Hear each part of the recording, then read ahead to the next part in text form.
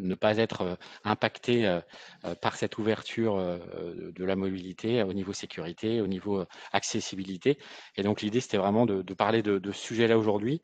C'est un sujet qu'on traite beaucoup, qu'on a chez beaucoup de clients, avec beaucoup d'environnements différents, des contraintes différentes. Mais nous, l'objectif aujourd'hui, c'est vraiment de vous montrer un peu notre stratégie, notre façon de penser autour de ça, parce que c'est des sujets qu'on traite depuis pas mal de temps et qui sont vraiment accélérés là dans les derniers mois, dernières semaines.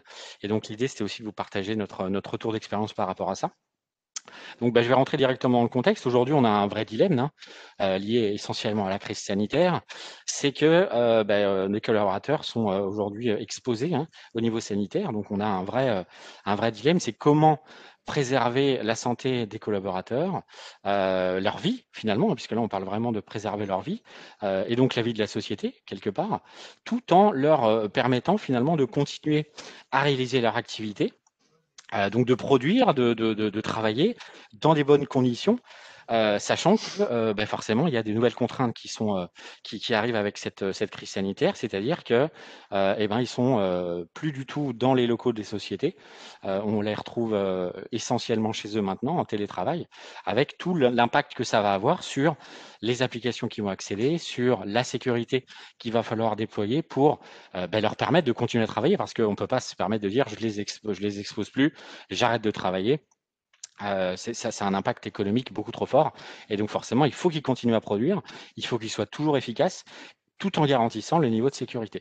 Et ce qu'on constate en fait dans les derniers mois, c'est que on a eu clairement une courbe du niveau de sécurité qui a beaucoup évolué dans les derniers mois. Avant le Covid, on avait effectivement les sociétés qui s'équipaient de mesures de sécurité pour aller protéger leurs données, protéger les accès, protéger les serveurs sensibles, etc.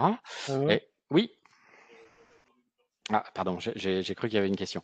En fait, la crise sanitaire qui est arrivée finalement de plein fouet, de manière assez brutale, a fait que le niveau de sécurité qu'on a pu constater chez nos clients a baissé drastiquement. Pourquoi? Parce que forcément, il a fallu s'adapter très rapidement à une crise sanitaire, pouvoir ouvrir des accès quasiment dans l'urgence à ces utilisateurs-là pour que, encore une fois, on puisse continuer à travailler. Ça veut dire qu'on a dû ouvrir des accès VPN qui n'étaient pas prévus pour être généralisé. On a dû mettre en place de l'authentification de manière très rapide sur des systèmes d'authentification qui ne sont pas prévus pour être généralisés et ouverts à l'extérieur. Et donc forcément, on se retrouve avec un niveau de sécurité globale qui a fortement baissé pendant la crise sanitaire parce qu'il a fallu continuer à travailler, continuer à fournir des accès aux utilisateurs malgré le fait qu'ils ne soient plus dans les bureaux et qu'ils soient en télétravail. Bien sûr, ce niveau de sécurité, il a évolué de manière différente en fonction des sociétés. Il y a des sociétés qui étaient préparées, qui avaient déjà généralisé du télétravail. Donc forcément, pour eux, je dirais la marche, elle est moins importante. Mais il y a des sociétés qui n'étaient pas du tout prêtes à ça. Et pourtant, il a fallu qu'elles s'adaptent et qu'elles s'adaptent malheureusement je dirais, en négligeant un petit peu la partie sécurité, parce qu'il fallait bien que les collaborateurs continuent à travailler. Et donc là, l'objectif maintenant de cette approche et de ce webinaire, c'est comment je peux faire pour remonter mon niveau de sécurité au fur et à mesure, tout en conservant ce modèle de télétravail, parce que là, on voit qu'on est reconfiné pour au moins 4 semaines. Il y en a qui parlent de 8, de 12. Donc, on sait que ça va durer un certain temps. Et forcément, c'est très compliqué de s'exposer au niveau sécurité pendant de nombreuses semaines, de nombreux mois. Il va falloir effectivement que les sociétés puissent mettre en place des vrais mécanismes, se poser, refaire une feuille blanche finalement de réflexion autour de ça, pour ensuite pouvoir définir en fonction du contexte, en fonction des contraintes du client et en fonction de là où elle veut aller, finalement, quelles sont les mesures de sécurité à mettre en place, comment je priorise ça et quelles sont les approches possibles finalement pour sécuriser et pour retrouver un niveau de sécurité suffisant. Ce qu'il faut comprendre, c'est que, encore une fois, comme je l'ai présenté dans le slide d'avant, au fur et à mesure du temps, de nombreuses sociétés augmentaient leur niveau de sécurité. Il y avait en fait toute une dynamique qui avait été mise en place sur de la transformation digitale, sur le fait qu'on commençait à basculer vers des services cloud pour de la flexibilité, pour du dynamisme, pour le fait de pouvoir réduire les coûts, les plannings de déploiement, etc. On avait effectivement déjà une mobilité qui commençait à apparaître massivement, c'est-à-dire que de nombreuses sociétés commençaient déjà à avoir du télétravail. Donc, il y a certaines structures qui étaient déjà avancées et globalement, on avait déjà des structures qui commençaient à s'ouvrir vers des solutions permettant de sécuriser cette mobilité parce que leur activité faisait qu'ils étaient déjà orientés sur du télétravail. Et globalement, au niveau je dirais de la dynamique, on avait déjà beaucoup de structures qui mettaient en place un certain nombre de composants pour réduire leurs risques business, simplifier la partie opérationnelle et surtout maîtriser leurs coûts. Ça, c'est la dynamique globale.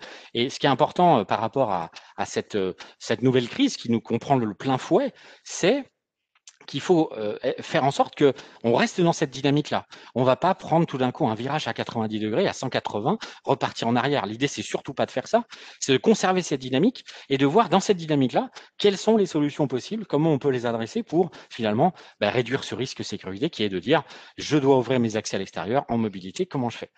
Au niveau des utilisateurs, puisque finalement les premiers concernés ce sont les utilisateurs, c'est comment est-ce qu'on peut leur permettre de télétravailler? Comment on peut permettre de rouvrir des accès à des utilisateurs lorsqu'ils sont chez eux?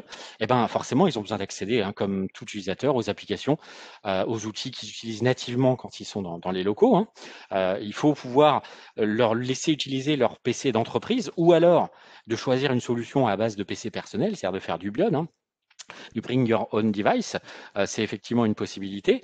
Et bien évidemment, d'un point de vue purement, je dirais, expérience utilisateur, il faut éviter au maximum qu'ils soient impactés fortement dans leurs habitudes de travail parce qu'on sait très bien que l'efficacité au travail dépend de est-ce que je donne trop de contraintes à l'utilisateur et dans ce cas-là, si je le fais, je vais forcément diminuer son efficacité.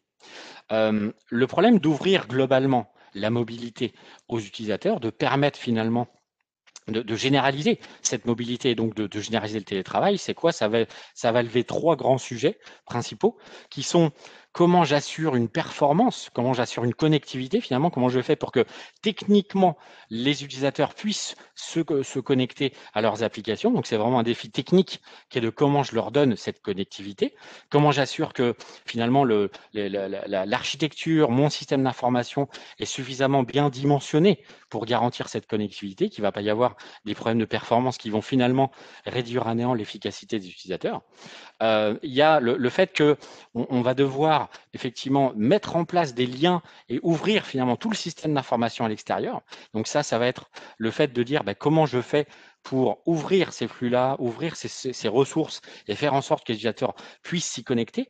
Et du coup, obligatoirement, ce qui va se passer, c'est que si je ne fais rien, si j'ouvre tel quel, obligatoirement, mon niveau de sécurité va se dégrader parce que je n'ai pas designé initialement mes infrastructures, mon architecture, pour être ouverte massivement à l'extérieur. Vous avez des applications, et c'est ce qu'on a constaté depuis de nombreuses semaines, qui n'ont pas été designées, qui n'ont pas été construites initialement pour être ouvertes à l'extérieur. C'est le cas par exemple des applications de trading dans le milieu bancaire, c'est le cas d'applications sensibles où on manipule des données extrêmement confidentielles. Elles n'ont pas été designées pour ça, elles n'étaient pas prévues pour ça, et pourtant le challenge actuel, c'est d'arriver à trouver des moyens de les exposer et de faire en sorte que l'utilisateur continue à s'y connecter de manière sécurisée. Et donc forcément, ce qu'on constate aujourd'hui, si on veut massivement ouvrir la mobilité, c'est qu'on se retrouve avec de l'authentification très simple, à base d'Active Directory, à base d'un login mot de passe, parfois avec une policy de mot de passe qui est un petit peu hasardeuse. On va avoir des équipements de sécurité qui vont effectivement être bien, les modèles d'équipe n'ont pas été prévus pour ça. Et puis, on a effectivement des soucis, je dirais, dans la gestion du changement, globalement. Comment? D'accord. Vous m'entendez? Oui. Vous m'entendez? Oui, oui, on t'entend très bien, Laurent, aucun problème, hein. Ok, très bien. J'ai cru que j'avais un souci de micro.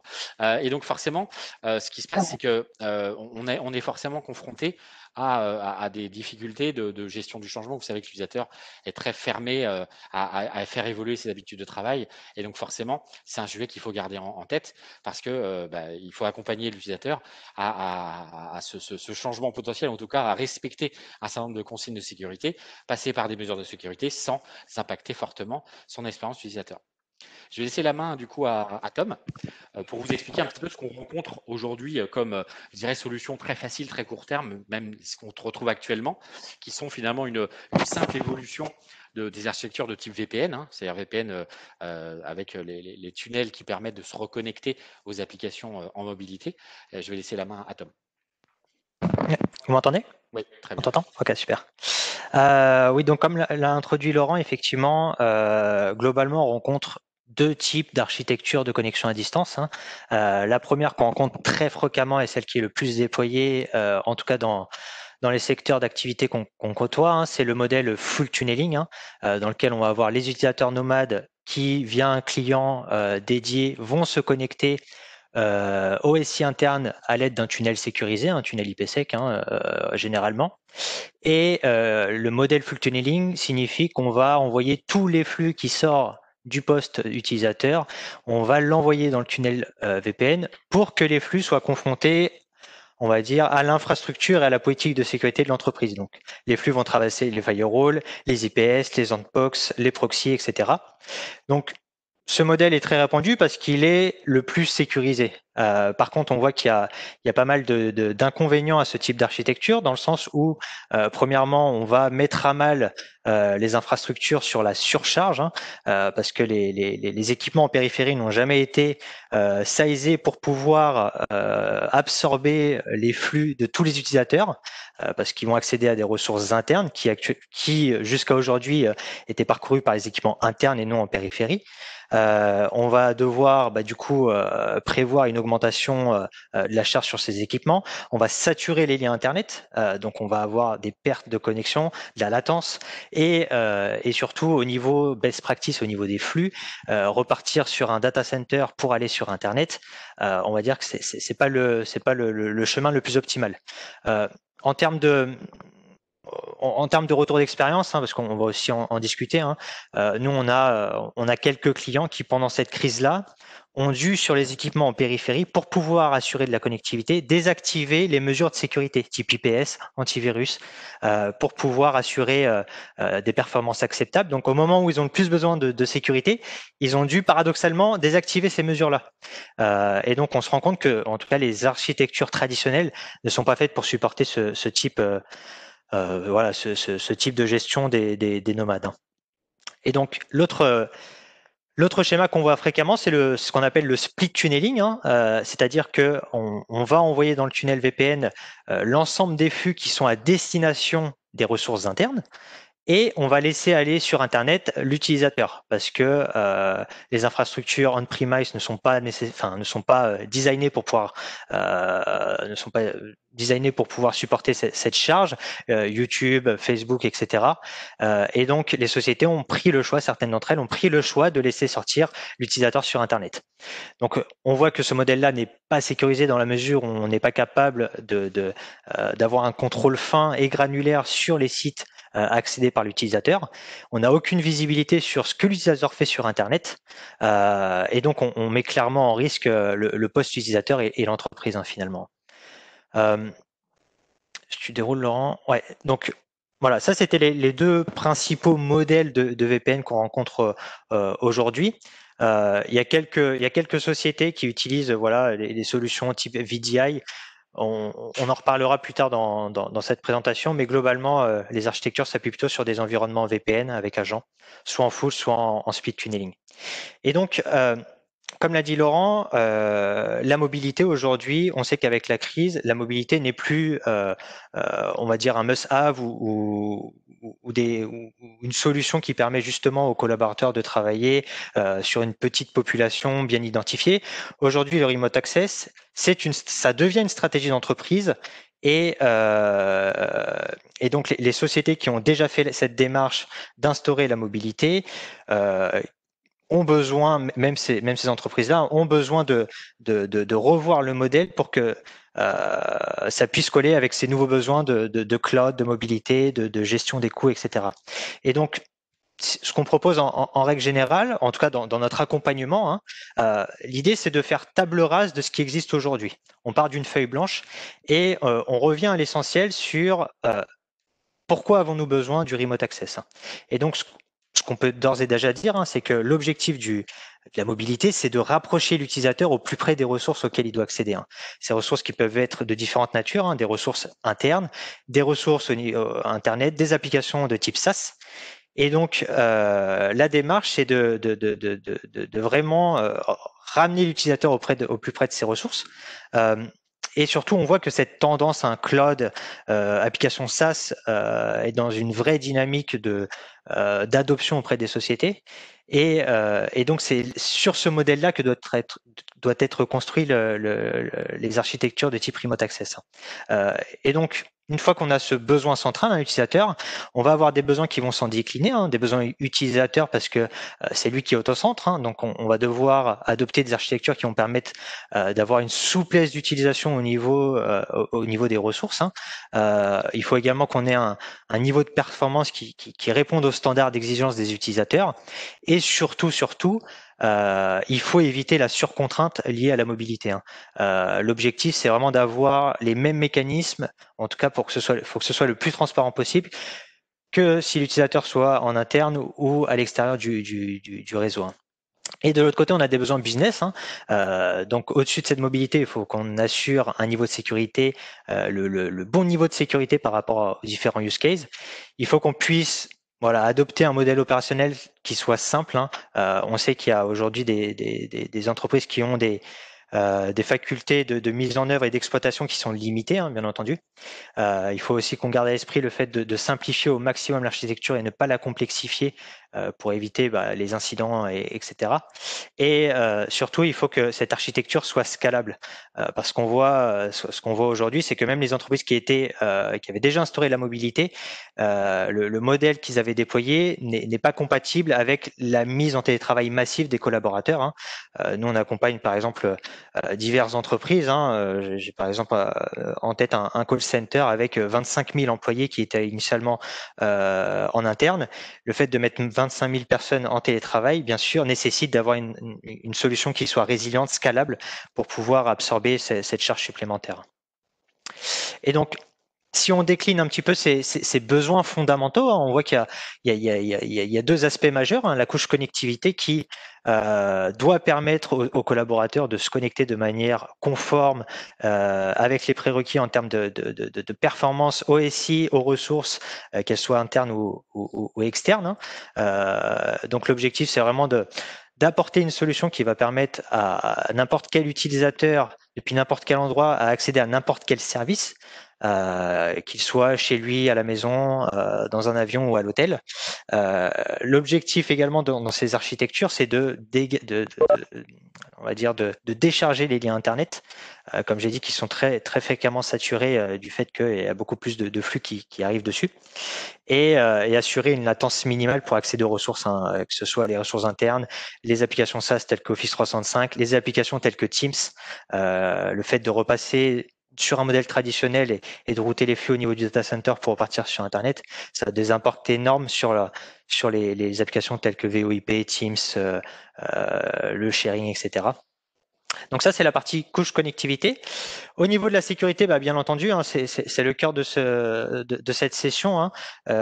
Et donc, l'idée, c'est d'instaurer des mesures de sécurité sur chaque étape de connexion d'un utilisateur. Donc, ça à partir de l'authentification. Donc, prouver qui accède, enfin, prouver que quand on s'identifie, on est bien la personne qu'on prétend être, pouvoir contrôler les accès aux ressources, qu'ils soient on-premise ou cloud, de manière consistante, pouvoir sécuriser les communications et protéger les données sensibles. Et puisque le poste est à l'extérieur du réseau d'entreprise, on doit être capable de sécuriser le poste de travail pour, en tout cas, appréhender un retour en entreprise de manière sereine. Donc l'idée de cette slide-là, c'est de vous projeter un petit peu les nouvelles philosophies sur lesquelles on se base aujourd'hui pour construire des architectures remote access, on va dire, conformes aux exigences. La principale philosophie que nous on suit, c'est que, et ce qu'on observe, c'est que la sécurité, elle ne doit plus forcer l'utilisateur à opérer dans un moule bien défini, mais que la sécurité doit être capable de s'adapter et d'être agile en fonction des différents use cases qu'on va rencontrer. L'autre règle qu'on pousse, c'est la règle des 3 S. C'est définir un modèle d'architecture qui soit simple, sécurisé et surtout scalable, parce qu'on sait que le remote access est en tout cas est une solution qui va s'inscrire dans la durée, et on doit être capable d'avoir des solutions qui soient scalables. On suit également la philosophie du zéro trust, c'est-à-dire que les architectures qu'on va préconiser vont être capables de répondre à un certain nombre de questions, qui fait quoi, à quel moment, depuis quel device, et donc vraiment redonner le contrôle aux sociétés pour appréhender au mieux ces problématiques. Et la maîtrise des coûts, bien évidemment. L'idée, c'est vraiment dans un premier temps de capitaliser sur les technologies qui sont actuellement en place chez les clients, et ensuite voir comment on peut consolider les différents use cases sur les technos en place, soit via l'apport de licences ou via des adaptations technologiques. Donc, l'idée là à présent, c'est de vous définir un petit peu quelles sont les architectures types qu'on va déployer dans le cadre du remote access, et comment on va surtout les sécuriser. Donc, la première étape qu'on va définir, c'est on va devoir dresser la carte d'identité du remote access dans une entreprise. C'est-à-dire que on va devoir dans un premier temps définir des profils de connexion. C'est-à-dire que pour sécuriser le remote access, on doit être capable au préalable de définir les modèles de connexion. Donc, on va avoir par exemple des utilisateurs qui se connectent au SI avec le PC Corp. On va avoir des utilisateurs qui utilisent leur PC personnel. On va avoir des fournisseurs tierces qui doivent accéder à un certain nombre de ressources. Et donc, le fait d'identifier ces profils de connexion vont nous permettre de décliner ces modèles de connexion en mesure de sécurité. Ensuite, on va dire la chose majeure qu'il faut aussi prendre en compte, c'est la maturité de l'entreprise vis-à-vis du cloud. Aujourd'hui, on sait que les architectures actuelles sont limitées parce qu'aujourd'hui, les entreprises ont adopté massivement des solutions cloud. Et donc, cette maturité et cette envie d'aller vers le cloud doit être forcément un facteur majeur dans la carte d'identité globale. On retrouve également le troisième point, la sécurité. Donc, les entreprises doivent se conformer à différentes exigences réglementaires, que ce soit la CPR ou autre au niveau bancaire. On doit également identifier les besoins en termes de protection, souvent qui provient des analyses de risques, et on doit mapper ces risques-là en fonction des profils de connexion. Et finalement, le coût. Pourquoi? Parce que on doit projeter des solutions qui soient adaptables dans le modèle d'entreprise, et bien sûr, il faut tenir compte des facultés de cette entreprise à exploiter ces solutions et à pouvoir les gérer au quotidien. Donc, la première approche qu'on vous propose d'étudier, c'est l'approche, on va dire, traditionnelle, typiquement pour les entreprises. C'est un ordre d'idée, mais de moins de 1000 employés. Donc, si on essaye de se projeter un petit peu, donc on va avoir 3 types de profils de connexion. Globalement, on va avoir les collaborateurs qui utilisent soit leur PC corporate, soit leur PC personnel pour se connecter au SI. Et on va avoir, par exemple, pour l'administration des systèmes d'information, on va avoir un fournisseur ou un prestataire tierce qui va devoir accéder à ces ressources. Au niveau de la maturité du cloud, globalement, on va se projeter sur une entreprise qui a d'ores et déjà exploré les facultés du cloud en exploitant ces facultés pour des développements et des serveurs qui sont en recette, pour explorer les facultés du cloud. Et finalement, les risques à couvrir, si on se projette un petit peu, c'est effectivement de se prémunir des menaces extérieures, se prémunir des menaces qui proviennent de tiers, qui se connectent avec des postes qui sont non maîtrisés de la société, et protéger également le poste de travail corp pour justement en prévision d'un retour sur site, bien évidemment. Et donc, on a défini en tout cas une architecture type. Donc, on va retrouver à droite, au niveau du schéma, les 3 profils de connexion et les différentes entités de l'entreprise, donc la partie Internet, le data center et la partie cloud public. Et donc, ce qu'on préconise, en tout cas ce sur quoi on peut accompagner nos clients, c'est effectivement d'ores et déjà de passer d'un modèle full tunneling qu'on voit habituellement à un modèle split tunneling, c'est-à-dire que seuls les flux à destination des ressources de l'entreprise seront véhiculés dans les tunnels sécurisés IPsec, et on laisse les collaborateurs sortir en direct sur Internet. Par contre, bien sûr, on va les protéger à l'aide des solutions adaptées, ce qu'on appelle les Secure Web Gateway. Donc, ce sont des solutions de type SaaS au niveau du cloud, sur lesquelles on va être capable de définir des politiques de sécurité d'accès à Internet pour justement protéger les collaborateurs. Au niveau du prestataire tiers, puisqu'on n'est pas en mesure de maîtriser le poste, l'idée c'est de lui fournir un portail VPN SSL, souvent porté par des firewalls ou par des solutions spécialisées telles que Pulse ou autres, et du coup lui proposer un portail d'applications sur lesquelles il va pouvoir se connecter pour faire ses tâches d'administration. Donc très souvent, là, on va lui projeter seulement un bastion de sécurité sur lequel il va se connecter, et il va pouvoir se connecter aux différentes ressources via cette mesure de sécurité. Si on passe sur le deuxième use case, qui est lui plutôt porté sur la partie cloud, donc ça concerne les entreprises qui ont d'ores et déjà commencé à migrer massivement les ressources au niveau du cloud. Et donc là, on va se retrouver avec beaucoup plus de profils de connexion. Et donc, il va falloir mettre les bonnes mesures de sécurité pour justement sécuriser ces profils. L'idée qu'on projette ici, encore une fois, c'est plutôt que de se connecter au niveau du data center pour accéder aux ressources. L'idée, c'est de s'appuyer sur les environnements cloud pour y mettre le service de VPN. La terminaison VPN sera plus au niveau du data center physique on-premise, mais plutôt portée sur les environnements cloud. Encore une fois, il faut garder à l'esprit que l'objectif, c'est de rapprocher l'utilisateur au plus près des ressources. Et donc, c'est pourquoi, en tout cas, la best practice veut qu'on puisse directement se connecter en VPN.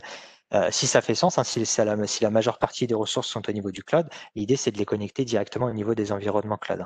Et donc on garde le même esprit, donc on sécurise les clients, les collaborateurs au niveau de la Secure Web Gateway pour accéder aux ressources Internet. On va ensuite aborder les différentes mesures de sécurité plus en détail. Mesures de sécurité. Ouais. Du coup, je laisse la main à Laurent pour commencer à détailler les mesures de sécurité envisagées point par point.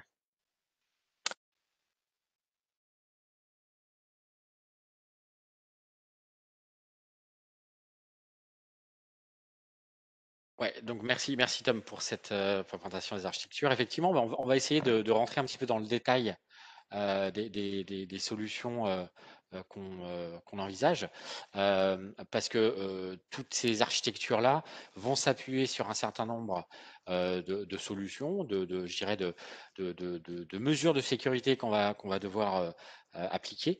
Donc forcément, la première étape, ça va être comment je sécurise l'authentification de l'utilisateur. En fait, à quelle question on va essayer de répondre, c'est quel est l'utilisateur qui se connecte, et surtout, est-ce qu'on est certain que l'utilisateur qui se connecte est bien celui qui prétend être. Parce qu'aujourd'hui, on sait que lorsqu'on s'authentifie sur un système, le moyen classique, c'est je rentre un login, un mot de passe. On sait très bien que les vols de mots de passe sont récurrents, que les policies de mots de passe sont très compliquées à appliquer lorsqu'on veut vraiment avoir une politique très forte, que les utilisateurs vont noter sur des post-it, etc. Donc on sait très bien que si on fait appuyer l'authentification uniquement sur des choses qui sont connues, forcément, on s'expose à des risques importants. Et c'est pour ça qu'il va falloir qu'on travaille déjà l'authentification en elle-même. Lorsqu'on va commencer à exposer des applications, qu'elles soient sensibles ou non, mais dès qu'on va commencer à exposer des applications, et donc demander à l'utilisateur de se connecter, notamment en VPN, on en a parlé tout à l'heure, se pose le problème de comment je sécurise cette authentification. Aujourd'hui, l'une des meilleures approches pour le faire, c'est de partir sur ce qu'on appelle le MFA, hein, le Multi-Factor Authentication. Donc, il y a un certain nombre de solutions qui vont répondre à ça. Et là, la grosse différence entre l'approche traditionnelle avec mot de passe et l'approche MFA, c'est que on va imposer plusieurs facteurs d'authentification. On va demander à ce que l'utilisateur sache quelque chose, d'accord, donc son mot de passe, mais il va devoir aussi soit posséder quelque chose, soit être quelque chose. C'est vraiment les facteurs qu'on peut cumuler. On peut très bien avoir 3 facteurs. On peut rajouter de la biométrie, par exemple. On peut imposer à l'utilisateur de dire je ne valide une connexion que s'il me prouve qu'il est bien la personne que je connais. Donc, il a une empreinte digitale qui correspond, ou il a effectivement un scan de l'iris qui correspond à la base que j'ai déjà. Et donc, ça va permettre de garantir que même si le mot de passe est volé, on va pouvoir être certain que c'est bien l'utilisateur qui le prétend être qui va se connecter. On peut aussi le faire avec quelque chose qu'il possède, par exemple un token physique, un token matériel, quelque chose qui va être généré sur son téléphone portable à lui et qui va par exemple générer un token dynamique et qui va être présenté à l'authentification. Donc pour pouvoir se connecter, l'utilisateur va devoir rentrer son mot de passe et également prouver qu'il a bien le token qui a été initialisé au niveau de la société. Et forcément, gérer toutes ces solutions-là. Alors, on a d'autres solutions hein, en passwordless complètement où on est capable de reconnaître un utilisateur, par exemple, avec son visage, etc. Des solutions comme Windows Hello, typiquement.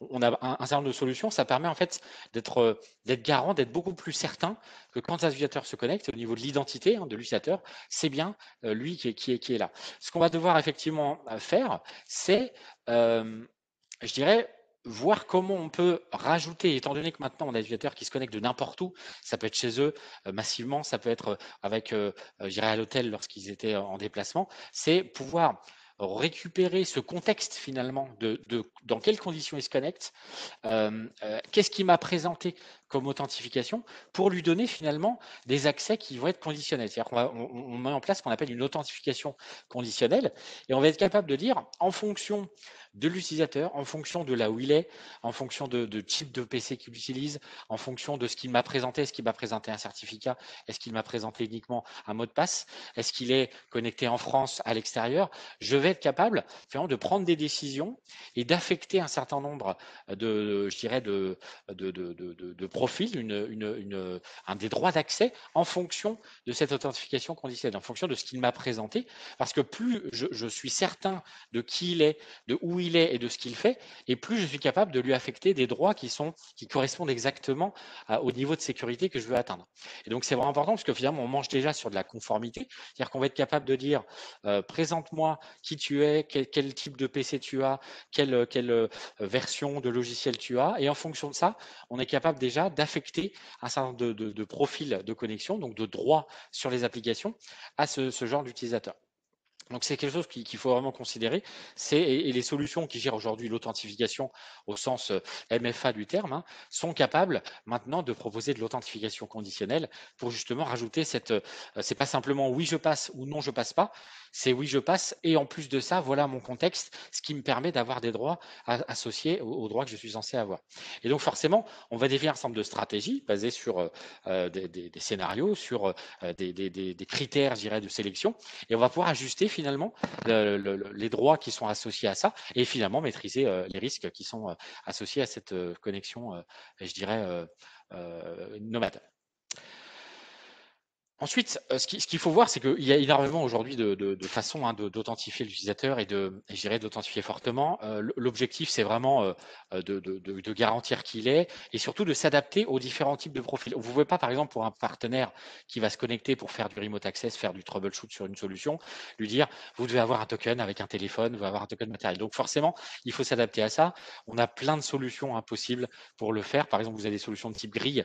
Vous rentrez dans l'authentification et vous allez avoir une grille psychologique et en fait vous avez un chemin intellectuel que vous allez jouer et ça va vous générer un mot de passe dynamique. Ça permet finalement d'accepter les connexions partenaires sans forcément avoir à imposer à vos prestataires d'avoir un token, des choses un petit peu plus compliquées. On peut s'appuyer sur des certificats, donc sur une PKI interne, parce que déjà posséder un certificat, ça veut dire déjà que vous n'êtes pas quelqu'un qui part de zéro et qui a simplement un mot de passe. La deuxième étape, c'est une fois que je suis certain de quel utilisateur se connecte, je dois aussi pouvoir valider avec quel device il se connecte dans ma société. Et ça, c'est un point important parce que c'est des choses qui avaient été prises en compte historiquement par certaines structures, mais qui finalement, c'est pas forcément généralisé. C'est-à-dire qu'on va sécuriser l'authentification de l'utilisateur, mais finalement, on n'est pas vraiment certain que le périphérique qui est utilisé pour se connecter est bien un périphérique que j'accepte et qui est un périphérique de ma société avec l'antivirus, avec l'OS à jour, avec qui finalement va présenter un risque minimal parce que je maîtrise ce périphérique-là. Et donc, ce qu'on doit considérer, c'est comment je fais de la conformité finalement du poste de travail, parce que c'est aujourd'hui un sujet important d'aller pouvoir valider en plus de l'utilisateur. Oui, mais je l'ai bien reconnu, mais est-ce qu'il est aussi sur une machine qui ne va pas m'exposer mon SI globalement à des risques parce qu'il n'est pas à jour, parce qu'il n'a pas de firewall, parce qu'il n'a pas d'antivirus, il n'a pas d'EDR, il n'a pas de tous ces sujets-là. Et donc, c'est important de pouvoir contrôler qu'on est effectivement conforme au niveau du poste de travail. Ensuite, on a effectivement la capacité, en tout cas l'exigence de dire, OK, je laisse accéder mon utilisateur à mon système d'information, j'ai validé qui il est, j'ai validé la machine qu'il utilise. Maintenant, je vais devoir aussi pouvoir étendre finalement la gestion de l'identité à mes applications, c'est-à-dire de pouvoir dire, très bien, il a accès au VPN, mais maintenant, à quoi je lui donne accès concrètement? C'est-à-dire que ce qu'on constate de plus en plus, c'est que vous avez un ensemble de solutions, du MFA, de la fédération d'identité, du SAML, toute une série de mesures qui sont possibles pour finalement authentifier au sens de la connectivité. Donc, j'authentifie la connexion VPN. Et ensuite, vous allez pouvoir réutiliser cette donnée d'identité, donc quel est l'utilisateur, quelle est la machine, et vous allez pouvoir la forwarder à l'application qui elle-même va pouvoir récupérer du coup le contexte de l'utilisateur et ouvrir des droits dans l'application qui sont en fonction de contexte de cet utilisateur. Et c'est là qu'on va finalement avoir tout l'intérêt de dire, avant, j'étais capable de gérer des VPN avec j'accède ou j'accède pas, mais en fait, l'objectif, si on veut ouvrir des applications sensibles, et on est là sur des sujets d'ouverture des flux bancaires, des plateformes de trading, on est obligé, parce que les applications n'ont pas été désignées comme ça au départ, de pouvoir dire, en fonction du profil de connexion, du contexte de l'utilisateur, j'ouvre telle fonctionnalité, par exemple, un trader à distance, je ne veux pas qu'il puisse passer un ordre sur tel marché, par exemple. Et ben, typiquement, ça, on va pouvoir le faire uniquement si on récupère jusqu'à l'application le contexte de l'utilisateur, d'où il vient, d'où il s'est connecté, qu'est-ce qu'il a présenté au départ. Et c'est pour ça que c'est important d'aller jusqu'au bout de la démarche pour pouvoir ensuite l'appliquer à l'application, puisque on va pouvoir l'appliquer au niveau du réseau, mais il faut effectivement aller jusqu'à l'application.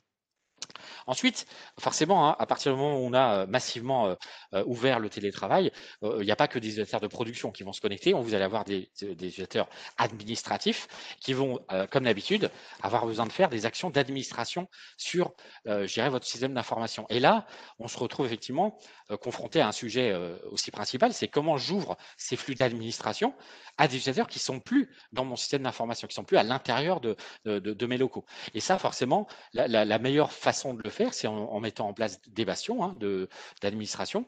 Donc, comment ça fonctionne? Ça va fonctionner comme un rebond d'administration. Vous allez ouvrir finalement les flux vers votre bastion. Et ce bastion-là va centraliser finalement l'authentification des utilisateurs à haut privilège, donc des administrateurs. On va être capable du coup de savoir qui se connecte et qui accède à ce bastion. Et ce bastion va pouvoir aussi ouvrir, du coup, en fonction du profil, l'accès vers certains serveurs, certaines pattes d'administration de serveurs, certains équipements firewall, les switches, etc. Et vous allez pouvoir vraiment contrôler finalement qui se connecte, qui fait quoi. On va pouvoir surveiller, enregistrer les sessions d'administration, pouvoir retrouver finalement qui a fait quel acte d'administration à quelle heure. On va pouvoir ouvrir temporairement des accès à des prestataires extérieurs. On va pouvoir avoir ce qu'on appelle un for eye, c'est-à-dire avoir une vision temps réel de ce que l'administrateur est en train de faire sur un serveur très sensible, si vous voulez contrôler en temps réel ce qu'il fait. Et donc finalement, en cumulant cette solution de bastion avec des solutions type de coffre-fort de mot de passe, on va pouvoir en effet garantir que l'administrateur ne connaît que le mot de passe du bastion, et c'est le bastion qui va maîtriser le mot de passe d'administration des serveurs. Et donc là, vous avez vraiment protégé vos actes d'administration, et ça devient un sujet sensible lorsque vous commencez à l'ouvrir à l'extérieur, parce qu'on sait très bien qu'une fois qu'on est administrateur sur un serveur, eh ben, on a la possibilité de tout faire. Et donc, c'est un sujet qu'il faut vraiment prendre au sérieux, notamment lorsqu'on commence à s'ouvrir sur la mobilité. Ensuite, je passe la main à Tom pour la partie sécurisation des flux Internet. Oui. Du coup, on a vu que les clients se sont connectés, se sont authentifiés et ont accès aux ressources internes. Maintenant, il faut pouvoir traiter le cas de l'accès Internet. Et donc, c'est là que les plateformes SASI entrent en jeu. Donc, on ne laisse pas le collaborateur accéder à Internet librement. Donc, on va mettre en place cette nouvelle mesure de sécurité, le SASI, qui est voilà, une mesure de sécurité sous forme SaaS, donc dans le cloud, et qui va permettre. SASI, c'est Secure Access Service Edge pour que ceux qui se posent la question. Pardon. Ça. Et du coup, c'est une solution qui va permettre de traiter les différents use cases de connexion Internet en définissant des politiques d'accès aux différents sites Internet via des catégorisations. On va pouvoir effectivement apporter des mesures de sécurité type threat prévention, donc détection des malveillances au niveau des flux.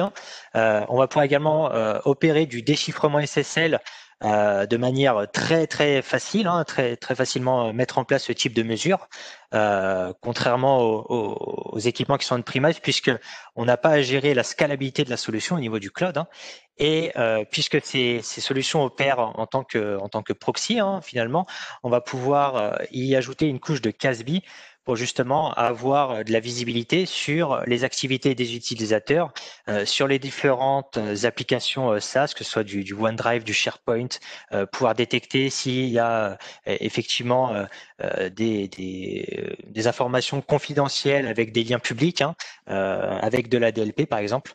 Et la grande force de ces plateformes SASI finalement, c'est que on va pouvoir raccorder l'ensemble du data center et des branches à cette plateforme SASI, puisque finalement c'est un proxy à la base, et on va pouvoir comme ça avoir des politiques de sécurité qui soient consistantes, que le collaborateur soit chez lui, à l'hôtel, dans les locaux de l'entreprise. Et en fait, tous les flux à destination d'Internet sont centralisés dans cette plateforme SASI, et ça devient vraiment la pierre angulaire de la sécurité périphérique pour une entreprise. En fait, pour effectivement synthétiser cette approche, c'est que plutôt que de ramener le collaborateur sur le data center, d'avoir toutes les mesures de sécurité sur le data center, l'idée c'est vraiment de déporter ces mesures de sécurité dans une offre cloud opérateur, qui va du coup pouvoir non seulement prendre des décisions de laisser accéder à des applications type SaaS, comme Tom l'a dit, mais aussi de pouvoir revenir sur des applications traditionnelles on-premise. Et finalement, toutes les décisions de sécurité, plutôt qu'elles soient faites dans vos data centers, elles sont faites dans ces solutions CASB. Et comme on centralise finalement tous ces flux dans la solution SASI, comme on centralise tous ces flux-là, et ben forcément, on a le contrôle complet. On peut faire en sorte que tous les collaborateurs, toutes les branches, tous les data centers vont être appliqués sur le même type de policy, qu'on soit effectivement nomade ou qu'on soit à l'intérieur. Ensuite, forcément, un des sujets majeurs auxquels il faut qu'on réponde, c'est le poste de travail. Il est à l'extérieur. Finalement, je perds un peu le contrôle de ce qui est fait sur ce poste de travail. Est-ce que il y a des clés USB qui sont entrées, l'utilisateur va essayer de faire des choses avec sa connexion personnelle, etc. Donc forcément, il y a le vrai problème de fond, c'est comment je fais pour sécuriser le poste en lui-même, parce que ce sont des postes qui vont rester plusieurs mois. Là, on est confiné pendant 4 à 8 à 12 semaines, on ne sait pas trop. Donc c'est des postes qui vont être à l'extérieur pendant un long moment, qui vont forcément être beaucoup plus difficiles à maîtriser d'un point de vue patching, d'un point de vue versionning, etc. Et donc on va se retrouver avec des risques qui vont augmenter, avec des menaces qui vont arriver. Et donc, les réponses classiques qui étaient existantes jusqu'à présent, c'était des solutions d'antivirus classiques. À partir du moment où on commence à généraliser la mobilité et d'avoir des PC qui reviennent de moins en moins sur le data center, c'est vrai qu'on se retrouve avec des postes qui vont être exposés de plus en plus à des menaces, notamment des menaces qui évoluent avec des cryptolockers, des menaces qui ont des activations décalées, etc. Et donc, on pousse de plus en plus. Faut réfléchir à est-ce qu'on n'a pas un intérêt à basculer vers des solutions de type EDR, Endpoint Detection and Response, qui sont des solutions qui sont plus sur le comportemental, c'est-à-dire qu'on va être capable de détecter une menace sur le poste de travail, même si je ne la connais pas, j'ai pas de signature vraiment à jour, je sais que dans le comportement de cette menace, je suis capable de dire ça, c'est un comportement, même si je ne connais pas la menace, qui semble être celle d'un cryptolocker, etc. Donc c'est vraiment le comportement qui va être l'analyse qui va être faite par l'EDR, et en fonction de ce comportement, on est capable de bloquer une menace, même si la signature de l'antivirus n'a pas été mise à jour, même si les patchs n'ont pas été installés. Finalement, c'est cette EDR-là qui va vous protéger. Si on essaye de synthétiser un petit peu je dirais, les mesures de sécurité qu'on a évoquées ici. En fait, on a un certain nombre de choses qu'on doit sécuriser. On a parlé du poste de travail, hein. Donc, c'est contre les menaces qui sont déjà présentes. Ben, on va avoir un certain nombre de solutions. Donc, nous, effectivement, on travaille un certain nombre d'acteurs, hein, côté Sermanes. Mais en fait, là, on n'est pas en train d'essayer de mettre en avant tel ou tel acteur. On est en train de dire, il y a des acteurs, ils ont chacun leurs caractéristiques, mais c'est important de pouvoir étudier vos contraintes, étudier vos besoins, étudier, comme on l'exposait au début, le budget qui est en face aussi, l'exploitabilité de chacune, pour ensuite définir finalement quelle est l'approche nécessaire au niveau solution, au niveau architecture, quelles sont les mesures de sécurité qu'il va falloir qu'on priorise par rapport à vos besoins. Et donc l'idée, c'est justement de vous montrer un petit peu dans ce slide-là, voilà tous les sujets qu'on est censé traiter lorsqu'on veut massivement ouvrir du télétravail. Ben, ces projets de post-travail contre les menaces qui sont présentes, contre les virus, contre les clés USB, etc., avec un certain nombre d'outils, de l'antivirus, mais surtout de l'EDR maintenant. On doit protéger le poste de travail contre les menaces Internet, c'est-à-dire le fait qu'il soit à l'extérieur, et comme Tom l'a souligné, qu'on fasse du split tunneling. On va donc laisser directement l'utilisateur accéder à Internet. Il va falloir qu'on sécurise, parce que toutes les menaces qui vont être pouvoir récupérer sur Internet, c'est parce qu'on sait très bien que la majorité des menaces viennent à la fois du web, mais également du mail. Récupère un mail, c'est souvent une URL, hein, qui lorsqu'on email et lorsque vous cliquez sur l'URL, il va falloir qu'on puisse effectivement aller analyser le contenu. Ensuite, il va falloir qu'on sécurise l'accès, on en a parlé, hein, tout à l'heure, l'accès au système d'information de cloud ou on-premise avec une approche traditionnelle de type VPN, hein. Donc là, on a un certain nombre d'acteurs qui permettent de le faire. On est sur des approches type Prisma Access, Côté Palo Alto ou Pulse Secure. Il va falloir qu'on protège l'accès aux applications, puisqu'on va exposer des applications sensibles au niveau de la mobilité. Il va falloir qu'on soit capable de sécuriser qui s'y connecte, qu'est-ce qu'il y fait, est-ce qu'il dépose des fichiers sensibles, est-ce qu'il est bien habilité pour manipuler. Donc, c'est des outils qui vont mélanger finalement la partie contrôle d'accès plus quelle est la donnée qui est derrière et quel est le niveau de sévérité de la donnée qui est en train d'être manipulée. Et ensuite, on a effectivement des sociétés qui finalement sont entièrement sur un modèle, je dirais, d'applications type web, qui sont déjà par exemple publiées sur le cloud, sur lequel finalement on n'est pas obligé d'aller très loin dans la façon dont je sécurise le VPN, etc., puisque ce sont déjà des applications qui sont de type client-serveur, qui sont donc de type web. Et finalement, on a des approches qui vont permettre de répondre à ce besoin de sécurité de l'application en mettant du WAF tout simplement, en sécurisant le WAF avec des WAF qui sont de plus en plus performants, de plus en plus intelligents, que ce soit des WAF, je dirais, d'une solution technologique type F5, Imperva, etc., mais ou alors des WAF qui sont intégrés dans les environnements cloud, type AWS, type Azure, parce qu'aujourd'hui, je dirais, les clients qui ont fait le choix, le parti d'avoir une majorité de leur environnement dans le cloud sont effectivement intéressés de réduire le nombre de technologies qu'ils vont avoir et de sécuriser ces environnements au travers des briques que leur propose leur hébergeur. Ensuite, on a parlé tout à l'heure de la partie authentification. C'est très, très important de contrôler quel est l'utilisateur qui accède pour lui fournir les bons accès applicatifs. Le challenge, c'est d'aller prolonger au travers de la fédération d'identité l'identité de l'utilisateur jusqu'à l'application pour lui ouvrir les bons droits. Et ensuite, c'est forcément de pouvoir protéger les accès à privilèges parce que quand vous ouvrez de la mobilité, vous avez ce challenge-là qui arrive. Donc, c'était important effectivement de vous projeter un peu toutes les approches qu'il faut prendre en compte lorsqu'on veut passer sur de la mobilité massive. Et ce qu'il faut comprendre, c'est que au niveau de Sermanes, on a effectivement tout un nombre d'expertise sur ces solutions-là, sur ces environnements-là. Mais c'est surtout que on sait qu'avec vous, il faut faire cette fameuse feuille blanche, il faut réfléchir ensemble, il faut étudier les mesures de sécurité. Donc, je vais laisser Tom un peu détailler l'accompagnement qu'on est capable de faire pour justement aboutir à quelles sont les mesures de sécurité à mettre en place et comment on les priorise. Oui, tout à fait. Donc, chez Sermanes, en tout cas, on a la chance d'avoir la double casquette, hein, cabinet d'études et expertise technologique. Ce qu'on note globalement, c'est que pour un accompagnement de qualité, pour maximiser les chances de réussite du projet, hein, l'accompagnement d'un partenaire en amont du projet est fortement recommandé. Et finalement, on accompagne généralement nos clients de deux manières, hein. La première, c'est le client qui a un besoin et qui, avant toute action sur le projet, souhaite être accompagné d'un cabinet expert pour cadrer et définir les fondations même du projet, hein, et L'autre aspect, c'est l'autre manière dont on est sollicité, c'est que le client nous sollicite en tant qu'expert technique pour implémenter une solution. Et dans ce cas, on peut être confronté à un écart entre l'avant-projet et la phase d'implémentation. Et donc, l'idée, c'est vraiment, dès qu'on le peut, d'être impliqué dès l'avant-projet. Hein. Donc, on peut s'interfacer avec vous pour la définir stratégiquement. Quelle est la vision à prendre pour les architectures remote access. Hein. Donc, on va prendre en compte vos contraintes, vos besoins en termes de fonctionnalité. Réaliser une étude de cadrage dans laquelle on va collecter et centraliser les besoins fonctionnels, les contraintes par rapport aux différents métiers, aux différentes populations, définir les différents profils de connexion.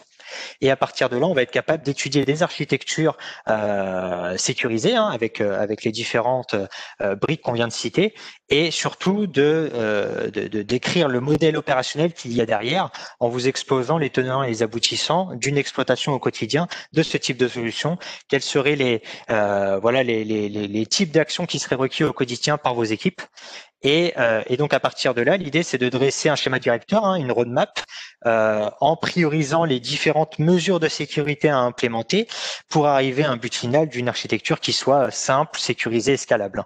Et donc, à partir de cette roadmap, l'idée, c'est de définir du coup un planning avec des intégrations itératives en mode projet, grâce aux différentes expertises qu'on a ici au sein de l'équipe intégration de Sermanes. Absolument. Et en fait, pour terminer cette présentation, on voulait vous faire un petit retour d'expérience avec un très grand client bancaire qui nous a sollicité justement exactement dans ce que vient de dire Tom juste avant. C'est-à-dire que, alors c'est pas dans le cadre de la crise sanitaire puisqu'il avait déjà anticipé, mais on voulait le présenter parce que c'est un retour d'expérience qui correspond exactement à notre démarche. C'est en fait un client bancaire qui souhaitait déjà généraliser le télétravail et qui en fait était confronté à une difficulté, c'est qu'il avait une solution d'accès VPN classique, que je ne citerai pas, mais qui était une solution très simple pour ouvrir des accès VPN à ses utilisateurs. Et en fait, il avait des applications qui étaient beaucoup trop sensibles au niveau bancaire, au niveau trading, pour justement être ouvertes à l'extérieur.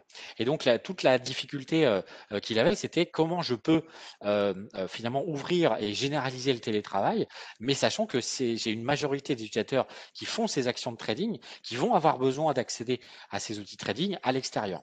Et donc, on a été sollicité pour justement réaliser une étude, donc comprendre leur contexte, comprendre leurs besoins, quelles sont les applications, comment est-ce qu'ils fonctionnent aujourd'hui, les types de profils, la solution qui était en place.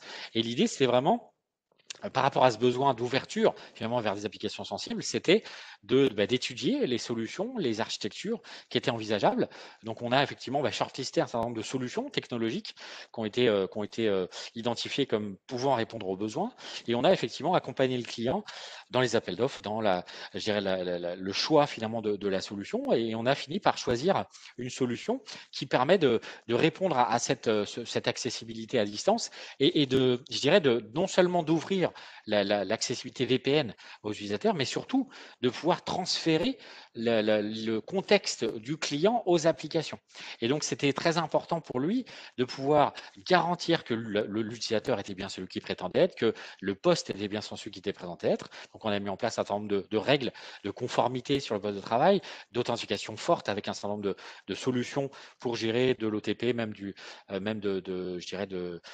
l'authentification par biométrique. Et en fait, on a été jusqu'au bout du projet, à savoir mettre en place une fédération d'identité, gérer finement les droits d'accès des utilisateurs et finalement ouvrir des accès dans les applications de trading qui étaient suffisamment restreints pour garantir la sécurité et le fait d'avoir un tampon de l'équipe SSI qui nous a dit, là, effectivement, grâce à cette sécurité, je suis en mesure d'ouvrir des droits limités dans mes applications sensibles et donc d'aller au bout. Donc, aujourd'hui, c'est une solution qui est encore en place, qui permet de faire travailler 150 000 personnes dans le monde. Et donc, c'est vraiment une phase où on a fait l'avant-projet, l'accompagnement à la décision, le choix de la solution et ensuite l'expertise de déploiement, sachant que ce genre d'environnement évidemment, n'est pas. Il y a toute une phase d'intégration qui était à mettre en place. Et surtout, on était effectivement sollicité pour accompagner au changement, c'est-à-dire développer des GUI particulières pour que la solution soit traitée par des chefs de projet et non, il n'est pas accès directement à l'interface de la solution. Donc voilà un petit peu le genre de sujet qu'on traite. Et je dirais c'est vraiment l'approche qu'on préconise aujourd'hui. Si on doit résumer un petit peu le webinaire d'aujourd'hui, c'est qu'aujourd'hui on avait je dirais, on a eu un besoin d'ouvrir massivement le télétravail à cause de la crise sanitaire. Il y a eu une façon de le faire qui était vraiment, qui a impacté le niveau de sécurité de beaucoup de nos clients parce qu'il a fallu ouvrir et assurer cette connectivité. Et maintenant, on est dans une phase où on essaye de se poser un petit peu plus pour finalement réduire le risque qui a été ouvert au fur et à mesure et finalement se dire, OK, là j'ai dû ouvrir dans l'urgence, maintenant on va essayer de se poser un petit peu plus, on va reconstruire la fameuse feuille de route, comprendre quels sont les utilisateurs, à quoi ils ont besoin et comment je vais prioriser finalement les différentes mesures de sécurité que je vais définir en fonction de mes contraintes, en fonction des attentes des utilisateurs et surtout en fonction de mon budget pour pouvoir ensuite définir une roadmap et finalement adresser les différents sujets qu'on a évoqués aujourd'hui pour sécuriser le poste de travail, sécuriser l'accès Internet à l'extérieur, à garantir une connectivité des utilisateurs et ensuite être capable de sécuriser les actes d'administration et protéger mes applications sensibles avec leurs données sensibles. Voilà un petit peu l'objectif de la présentation d'aujourd'hui. Écoutez, je ne sais pas s'il y a des questions. Merci Laurent et merci Tom. Effectivement, si vous avez des questions, vous pouvez les poser via le chat ou éventuellement réactiver votre micro et poser votre question. Donc, on va attendre une petite minute s'il y a des questions.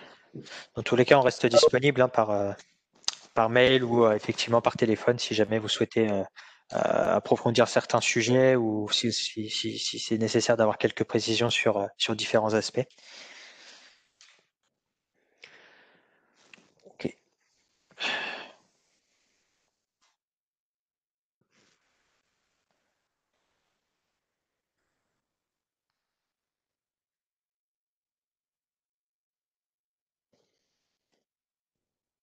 Je crois qu'on a une question dans le chat. On nous demande effectivement si on devait prioriser je dirais les solutions et les mesures de sécurité qu'on doit mettre en place, c'est-à-dire faire un quick win en fait au niveau des solutions. C'est vrai que c'est une bonne question parce que là on a évoqué beaucoup de sujets, hein, beaucoup de problématiques. Il faut étudier, il faut les prioriser. C'est vrai qu'on a aujourd'hui chez beaucoup de clients des gens qui sont pressés hein, d'arriver à monter rapidement le niveau de sécurité. Et donc on a aujourd'hui dans notre approche fait mis en place des quick wins hein, chez certains clients pour rapidement retrouver un niveau de sécurité satisfaisant. Ça passe typiquement par mettre en place de la conformité au niveau du poste de travail et je dirais garantir encore une fois est-ce que quand vous avez ouvert votre système d'information à l'extérieur, vous avez la maîtrise de quelle est l'identité de l'utilisateur et sur quel poste de travail il se connecte. À partir du moment où en fait vous retrouvez, vous êtes certain de qui est derrière et de quel poste il utilise, déjà vous êtes garant de retrouver presque le niveau de sécurité que vous aviez quand les utilisateurs sont dans les locaux. Dans les locaux, les utilisateurs, ils ont un badge, ils rentrent, donc vous êtes certain de qui ils sont, en tout cas, vous êtes probablement certain de qui ils sont, et ils vont utiliser un PC de société. Si déjà vous arrivez à retrouver cette sérénité de savoir qui s'y connecte et avec quel PC il se connecte, déjà vous avez monté votre niveau de sécurité, et donc ça passe par de l'authentification forte avec au moins deux facteurs, hein, un facteur de quelque chose qu'on sait, quelque chose qu'on a, et puis du coup la garantie de vérifier la conformité du poste de travail pour être certain que il se connecte bien avec un poste qui a les bons antivirus à jour, le bon firewall, le bon niveau de sécurité. Et donc, vous êtes certain que, vous êtes déjà beaucoup plus confiant sur le fait de pouvoir ouvrir votre accès à l'extérieur. Donc, voilà un petit peu les grandes guidelines d'un quick win qu'on pourrait faire à un client. Est-ce que vous aviez d'autres questions?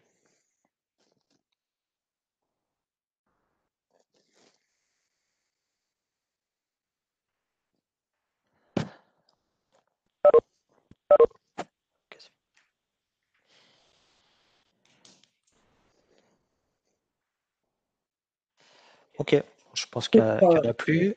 Ouais, je crois qu'il n'y a plus de questions. Dans tous les cas, on va vous envoyer la présentation et, vous pouvez dans tous les cas, suite au mail envoyé pour la présentation, si vous souhaitez poser vos questions après, nous les envoyer par mail, aucun problème.